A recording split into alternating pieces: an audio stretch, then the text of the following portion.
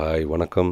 நான் ரஹ்மான் பேசுகிறேன். First of all cinema வந்து எனக்கு ஒரு பேஷன். வசந்த் விஜய் வந்து இஸ் டேலண்டட். பிரபு சாரும் நானும் சினிமாவில் மட்டும் இல்லைங்க, சினிமாக்கு வெளியில் நாங்களும் ஃப்ரெண்ட்ஸு. ஸோ அது கன்வின்ஸ் ஆனதுனால தான் ஆக்டர் ரஹ்மான் இந்த படத்தில் நடிக்கிறாங்கிறது தான். இந்த படத்தை பொறுத்த வரைக்கும் அஃப்கோர்ஸ் இதில் வந்து ஒரு super hero, mega hero, super star இதெல்லாம் இல்லாத ஒரு படம் தான்.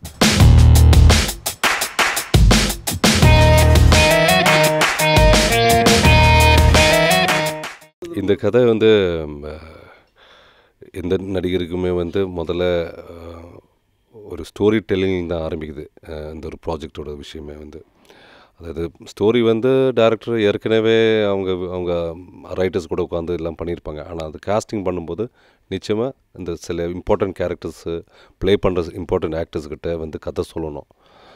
அண்ட் கதை இம்ப்ரெஸ் ஆகிடுச்சுன்னா நிறைய பேர் அதை பண்ணுவாங்க. அது அங்கேருந்து தான் ஆரம்பம் எல்லாமே. அண்ட் என்னை பொறுத்த வரைக்கும் வந்து நான் படங்கள் வந்து பண்ணுற படங்களெல்லாம் வந்து கொஞ்சம் வித்தியாசமாக இருக்கணுங்கிறதுக்காக தான் நான் லிமிட்டடான சினிமாவில் தான் பண்ணிகிட்ருக்கேன். உங்களுக்கும் தெரியும், லாஸ்ட்டு படங்கள் என்னோடய படங்கள் வந்து சிங்கம் 2, அதுக்கு பிஃபோர் வந்து பில்லா, இந்த மாதிரி படங்கள்லாம் வந்து நல்ல விஷயமுள்ள என்டர்டெய்னிங்கான சினிமாஸ் தான். சும்மா வந்து சுமார படங்கள் எல்லாம் கிடையாது.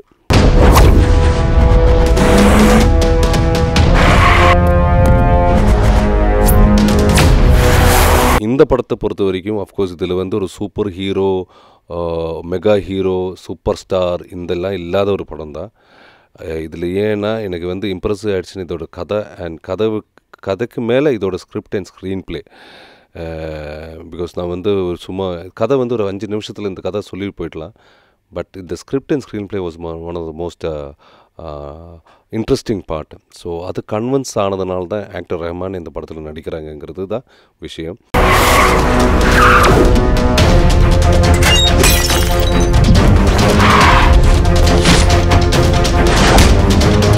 வசந்த் விஜய் வந்து இஸ் டேலண்டட். ஏன்னா இவந்தோ அவர் வந்து 2-3 படம் தான் நடிச்சிருக்கோம்.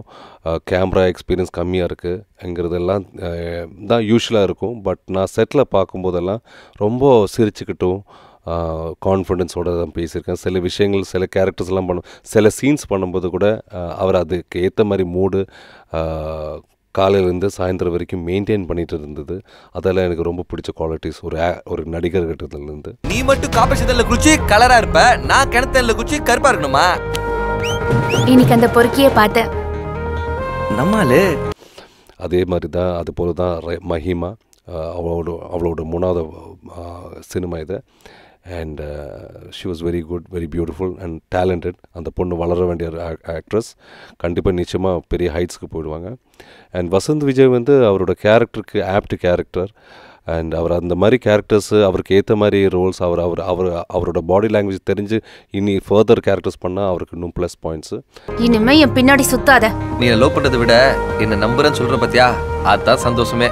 லூசா நீ? கஸ்மால லவ் வந்தாலே எல்லா ஆம்பளைங்களும் லூசு தான். ராஜபாண்டியனோட டைரக்ஷன், இப்படி ஒரு கதை கொண்டு வரும்போதே பேசும்போது ஸ்கிரிப்டை படிக்கும்போதே எனக்கு வந்து ராஜபாண்டியன் பற்றி எனக்கு அப்போ தான் அவரை பற்றி எப்படி அவரோட டேலண்ட்டை எனக்கு வந்து அனலைஸ் பண்ணுற அளவு முடிஞ்சுது.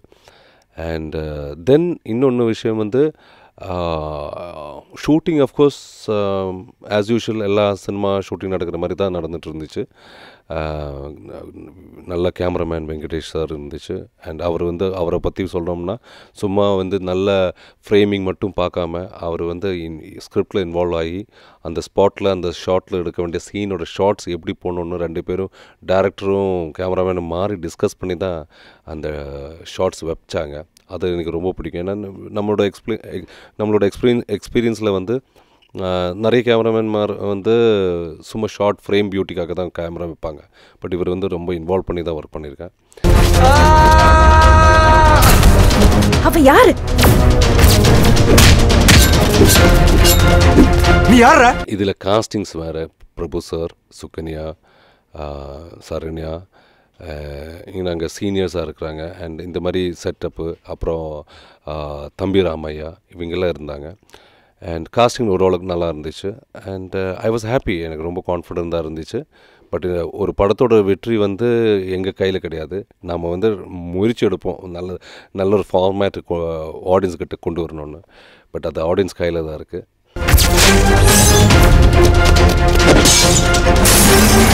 யாருன்னு எனக்கு தெரிஞ்சாகணும். பெரிய ஹீரோஸு சின்ன ஹீரோஸ் எல்லாம் எனக்கு கவலை கிடையாதுங்க. நானும் ஹீரோ தான், அடிக்கடி ஹீரோவும் பண்ணிகிட்ருக்கேன். ஸோ எனக்கு வந்து பெரிய ஹீரோஸ் கூட ஒர்க் பண்ணதில்லை டென்ஷனோ, சின்ன புது ஹீரோஸ் கூட ஒர்க் பண்ணதில்லை தயக்கமோ எல்லாம் கிடையாதுங்க. எனக்கு வந்து முதல்ல வந்து கதை, என்னோடய கதாபாத்திரம் இதுதான் நான் முதல்ல பார்க்குறது. அப்புறம் இது யார் பண்ணுறாங்கிற டைரக்டரும் அண்ட் ப்ரொடியூஸ் பண்ணுறவங்க. But mostly director, script, screen play, அதுக்கப்புறம் தான் ஹீரோ. ஹீரோ இப்போ அப்படி பார்த்தீங்கன்னா நான் இந்த படமே ஒர்க் பண்ணியிருக்கக்கூடாது இந்த ப்ரொடக்ஷனில், இதில். ஏன்னா இது எல்லாருமே புதுசு. ஆக்சுவலி ராஜபாண்டியன்லேருந்து நிறைய பேர் டெக்னிக்கல் சைடு புதுசு, ஆக்டர்ஸு, ஹீரோயினும் புதுசு, எல்லாமே புதுசு. பட் கதையோட இம்ப்ரெசிவ் ஆனதுனால தான் நான் இது பண்ணியிருக்கேன். ஸோ இந்த படத்தோட பற்றி நான் ஏன் இப்படி பேசணும்னு நீங்கள் படம் பாருங்கள், அப்போ உங்களுக்கு தெரியும் நான் ஏன் இந்த படம் பண்ணியிருக்கேங்கிறது.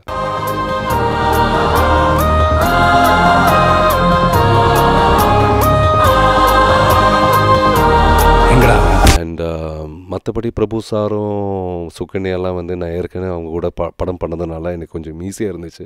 அண்ட் ரொம்ப கம்ஃபர்டபுள் கூட இருந்துச்சு. அண்ட் பிரபு சாரும் நானும் சினிமாவில் மட்டும் இல்லைங்க, சினிமாவுக்கு வெளியில் நாங்களும் ஃப்ரெண்ட்ஸு. நாங்கள் ஒரே ஸ்கூல், ஹார்ஸ் ரைடிங் ஸ்கூல்லலாம் போயிட்டு இருந்தது ஒரு காலத்தில். அண்ட் அடிக்கடி மீட் பண்ணுவோம். இந்த மாதிரி ஈதுக்கும் தீபாவளிக்கெல்லாம் நாம் வந்து இப்போ we share our time together.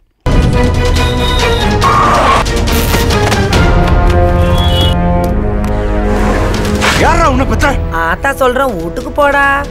Sukanya பொறுத்த வரைக்கும் நான் நடித்த நிறைய ஹீரோயின்ஸில் she was one of my favourite heroine. And as a good friend. And இப்போவும் கூட நிறைய பேர் வந்து போயிருக்காங்க. ஆனால் நானும் சுகன்யா வந்து வி ஹேவ் அந்த ஃப்ரெண்ட்ஷிப் மெயின்டைன் பண்ணியிருக்கோம்.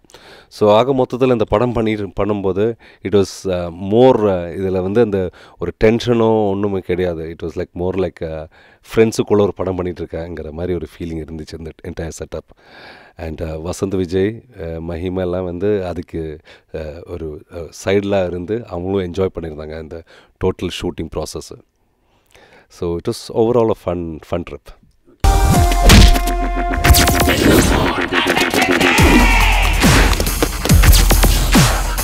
இங்கேயே இப்போவே டீல் ஓகேயா? மொழிகள் எதுவாக இருந்தாலும் சரி, அதுக்கு ஏற்ற மாதிரி நம்ம மாற்றிக்க வேண்டியதான். எனக்கு எல்லா மொழிகளும் கம்ஃபர்டபுள் தான். ஏன்னா நான் வந்து இப்போது இண்டஸ்ட்ரியில் வந்து கொஞ்சம் காலம் ஆயிடுச்சு. ஸோ எக்ஸ்பீரியன்ஸை பொறுத்த வரைக்கும் ஒரு 100 இல்லை 200 படத்துக்கு மேலே பண்ணியிருக்கேன். அண்டு ரசிகர்கள் வந்து எல்லா ஊரில் எனக்கு இருக்கிறாங்க. அவங்களுக்கு வந்து என்னோடய ரசிகர்கள் வந்து என்னோடய நடிப்பை தான் பிடிச்சி தான் எனக்கு வந்து ரசிகர்கள் ஆகிட்டுருக்கு. நான் ஒவ்வொரு படத்தில் ஏதாவது ஒன்று பண்ணும்போது எனக்கு ரசிகர்கள் கூட்டிகிட்டு தான் இருக்குது. ஆக்சுவலி உண்மையாக சொல்ல போனீங்கன்னா நான் என்னையிலிருந்து நான் நெகட்டிவ் ரோல் பண்ண ஆரம்பித்தோம் அன்றைக்கி எனக்கு ரசிகர்கள் ஏறி இருக்குது தவிர கம்மி ஆனது இல்லை. அவைகளுக்கு தாண்ட மன்னிப்பு, துரோகிகளுக்கு மன்னிப்பே கிடையாது. மேட்ரு முடிஞ்ச மாதிரி தான். ஸ்டோரி டைரக்ஷன்லாம் வந்து எனக்கு அந்த அனுபவம் இல்லை. நான் ஒர்க் பண்ண டேரக்டர்ஸ் கூட எல்லாம் வந்து அவங்க என்ன டோட்டலாக யூட்டிலைஸ் பண்ணியிருக்கேன். ஸோ நான் ரொம்ப கேர்ஃபுல்லாக தான் பார்த்துட்ருக்கேன். மற்ற படங்களை பற்றி எனக்கு அவ்வளோ தெரியாது. பட் இருந்தால் கூட எனக்கு ஒரு விஷயத்தில் மட்டும் எனக்கு தெரியும். தமிழில் வந்து தமிழ் சினிமாவில் அதிகமாக ஐ திங்க் தமிழ் சினிமா தான் அதிகமாக தமிழ்நாட்டில் தான் இந்த எக்ஸ்பெரிமெண்டல் சினிமா எடுக்க ஆரம்பிச்சிருக்காங்க. ஸோ அது ஒரு நல்ல மாற்றம் தான் இண்டஸ்ட்ரிக்கு. புது வெரைட்டி சினிமா வருது. ஆனால் படம் ஓடாதது வந்து சில படங்கள் ஓடாதது வந்து நல்ல படங்களும் ஓடாமல் இருக்குது. அது வந்து we cannot blame film makers enemy. Because அது வந்து ஒன்று வந்து அதோட டைம் ஆஃப் ரிலீஸு சரியாக இருந்திருக்காது.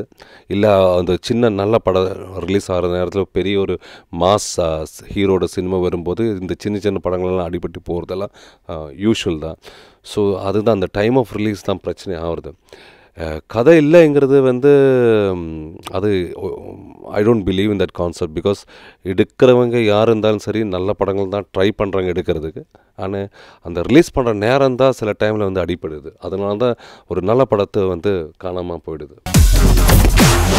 முடிஞ்ச மாதிரி இல்ல, முடியணும். நல்லா விசாரிச்சிட்டல. டைரக்ஷன்லங்கிறது வந்து ஐ திங்க் எனக்கு ரொம்ப பிடிச்ச விஷயந்தான். ஏன்னா என்னோடய எக்ஸ்பீரியன்ஸில் வந்து நானும் cinema first of all cinema வந்து எனக்கு ஒரு பேஷன். நடிப்புங்கிறது எனக்கு ரொம்ப பிடிக்கும் என்னோடய ப்ரொஃபஷனை. ஸோ அதில் வந்து அது எந்த ஃபீல்டாக இருந்தாலும் சரி, ப்ரொடியூஸ் ஆகினாலும் சரி, கதை எழுதுறதுலேருந்து சரி, டைரக்ஷன் பண்ணுறதுல இருந்து சரி, நடிக்கிறதுலேருந்து சரி, I love cinema. So passion மனசுக்குள்ளே இருக்கும்போது கண்டிப்பாக க்ரியேட்டிவிட்டி டேலண்ட்ஸ் வளர்ந்துக்கிட்டு தான் இருக்கும். டைரக்ஷனுங்கிறது என்னோடய அடுத்த கட்டம். பண்ணுவோம் கூடிய சீக்கிரம் நான் டைரக்ஷன். ஆனால் நான் இப்போ ஒரு ஸ்டோரி எழுதிக்கிட்டு தான் இருக்கேன். நான் ஆல்ரெடி 2-3 ஸ்டோரி எழுதியிருக்கோம். ஒரு ஸ்டோரி நிறைய பேருக்கு பிடிச்சிருக்கு. அந்த ஸ்டோரி கேட்கும் போதெல்லாம் என் ஃப்ரெண்ட்ஸு, என் மேனேஜர்லாம் சொல்கிறாங்க, நீ இங்கே ஏன் டைரக்ட் பண்ணக்கூடாது, நீங்கள் ஏன் டைரக்ட் பண்ணக்கூடாதுங்கிட்ட எல்லாம். ஸோ அந்த மாதிரி ஐடியாஸ் இருக்குது. பட் அது ஆரம்பிக்கும் போது சொல்கிறேன்.